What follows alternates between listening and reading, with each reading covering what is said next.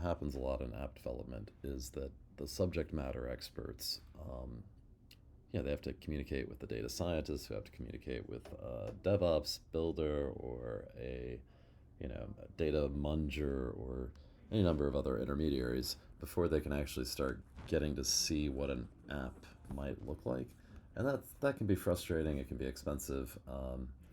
And I wanted to show a working process that been using for a few months now, to kind of develop apps and deploy them in a shared ecosystem using Python Streamlit, which is a framework for rendering web apps that's written in Python, and then GitHub codespaces, which is a short-term compute space that you can run right out of GitHub, which is a pretty standard place to share code, and then actually using ChatGPT to generate that code. So here's an app.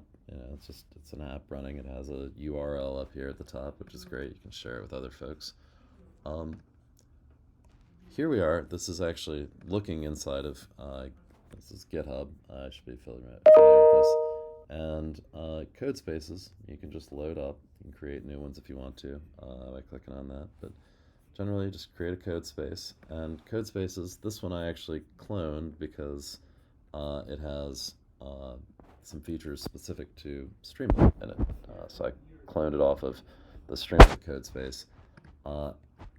But it gives you, right down here if you're a Linux or if you're a command line person. And I get that this is still a lift, but you can come in here and put code in and type in streamlit run and the name of your file and have a thing that's running. So, and the code, and I think this is kind of what graduates the entire project into what's reasonable, is that I didn't write any of that code. I came in and asked some very generic questions. Write a Python.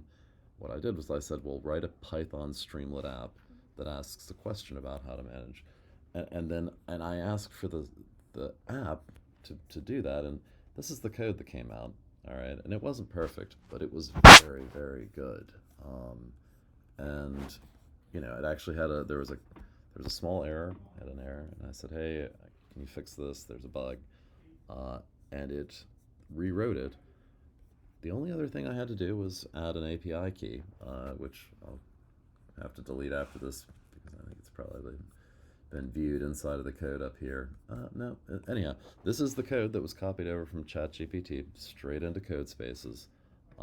Here's the app running, and it, by everyone, a school bus. Sure, that's a terrible idea for housing, and it should. The neat thing is, like, the chatbot actually did a great job of kind of building a little framework for how to respond to these things. And while this may seem like a creative way to manage rising housing costs, it is not a realistic solution. Thank you, ChatGPT. I'm glad to get that feedback. Yeah, maybe that did change my mind about this issue. Maybe not. The point is that we can start talking about business process next. And if we need to flag something and say, hey, here's the response that ChatGPT gave us, maybe what we want to do is have the next user flag that, categorize it as a good response or a bad response, and then send something along to our actual users. These are just some different ideas. We can talk about them, but I just wanted to show how we can already start building products using ChatGPT in them without having to actually code. Take care and have a great day. Bye-bye.